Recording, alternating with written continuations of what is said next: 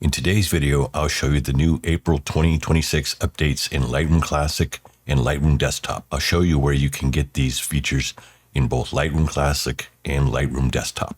We're going to start out in Lightroom Desktop. And the first new feature we're going to go over in Lightroom Desktop is improved search for photographers. You're going to be able to search your photos using natural language. I'm just going to be in the grid view here. I'm just going to type in something in the search all photos box at the top. I have not been keywording my photos, so there's no manual keywording. So I'm just going to type in Long Beach street art. And so brings back all of these photos that were taken of street art in the city of Long Beach. I can type in something like bartender, because I know I had taken a photo shoot with a bartender. And so Lightroom just knows it's a natural language search. There's no keywords. It's not even using the title. Let's try something like Christmas. And here was a Christmas photo shoot. Let's try something else like, oh, my favorite baseball team, Dodgers spring training. Here is some photos I took at the Dodgers spring training facility in Arizona. And the last one, let's just try boat. Again, there's no keywords here. It's just photos of boats out in the marina. So that's the natural language search in Lightroom Desktop. It is not in Lightroom Classic. Next up is Firefly Boards. So now we can easily create a mood board by sending Lightroom photos directly to Firefly Boards. You can select and share up to 10 photos at a time. So you're going to be able to use the Firefly editing capabilities once you've created your mood board.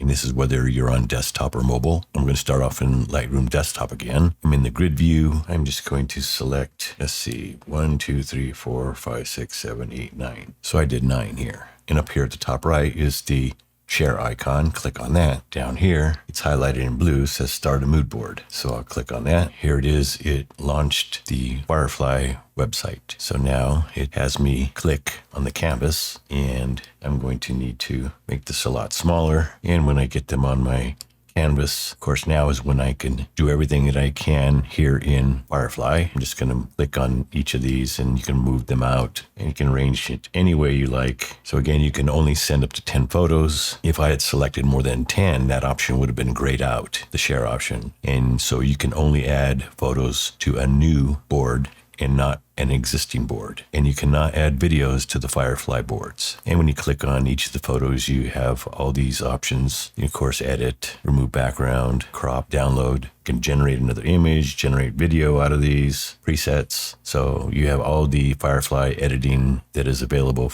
to you after you create the mood board. So now we're in Lightroom Classic. And to make a mood board here in Lightroom Classic, just select your photos, right click, and where it says generate using Firefly, start a mood board. So it already told me too many photos selected. Select 10 or fewer. Right click, start a mood board, and click, and you're going to have to make it smaller. And again, you can click inside and move them around, and that is your mood boards using Firefly boards. And so now we have some new presets. They are called film inspired presets. Now I'm going to start in Lightroom Classic in the development module, and under all my presets, there's something here called film inspired presets. And as I hover over them, you can see here in Lightroom Classic that it changes, and they are pretty nice. I like the black and white, the blues. There's a lot to choose from here. Deep sage, some nice colors. So what you can do with these is, for instance, I'll click on warm gold, but I can also come over here to any of my adjustments and change it to my liking. You can use these presets as a starting point and add your own adjustments over here in the basic tab. And over here in Lightroom Desktop, the top right is your preset icon. Click on that, and under premium are all the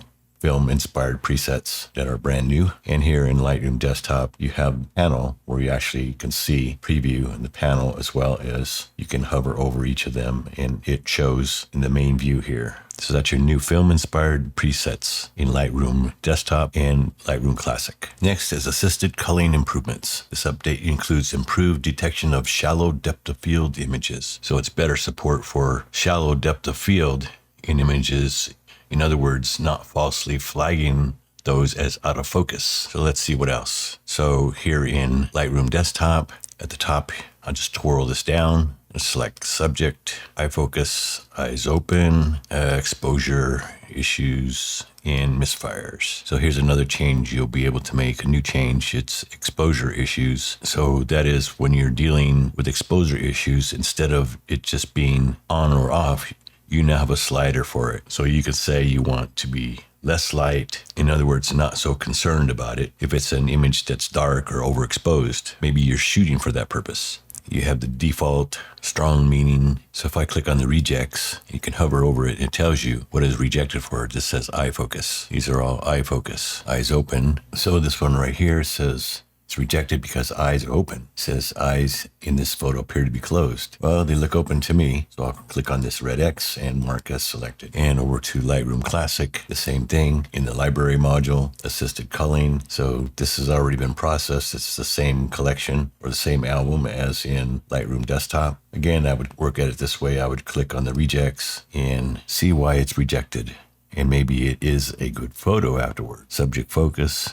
That's not bad. It's kind of a soft focus, but I still like it. I would right click on the mark and mark it as select. So there's your assisted culling. Next feature is edit in Photoshop improvements. So we've been doing this in Lightroom Classic and Lightroom Desktop for a while, but one of the best things about Lightroom Classic edit in Photoshop is that I was able to go in and tell it very specifically how I wanted it to go over and come back. So now in Lightroom Desktop, if you come up to the Lightroom menu and click on Preferences, and here is Edit in Photoshop. So now you have the same capability here in Lightroom Desktop. You can tell it to use any of these formats, TIFF, PSD, or a new format, PSB, and you have your different color spaces, and you have a color space for HDR, bit depth. You can choose that.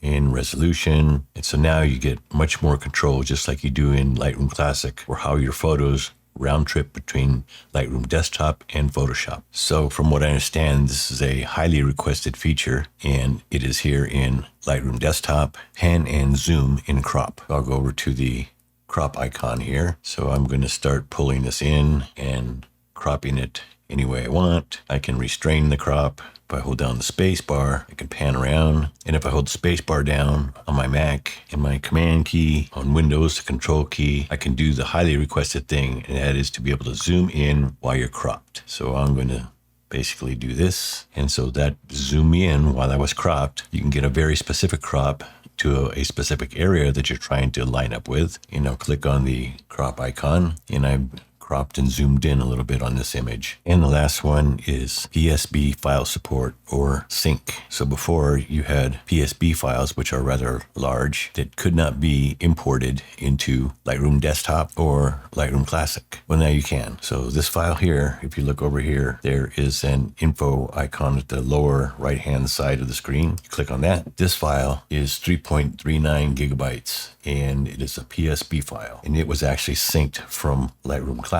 And here's the file name. It is a PSB extension. So this huge file is able to be synced and brought into Lightroom Desktop. And here's that same file that I imported into Lightroom Classic. And you can see the extension right here. It is a PSB file. So that was imported into Lightroom Classic. So yeah, Lightroom just got faster, smarter, and honestly a lot easier to use. But the real advantage isn't just using these tools. It's knowing how to guide them to get the look you actually want. I'm curious, what do you think about this update? Do you feel like it's helping your workflow? Or is it just taking some of the skill out of editing? And which feature are you going to use the most? Let me know in the comments. If you found this helpful, hit the like button. It really helps the channel. And consider subscribing if you want more real-world Lightroom breakdowns like this. Remember, it's never too late to learn. Thanks for watching.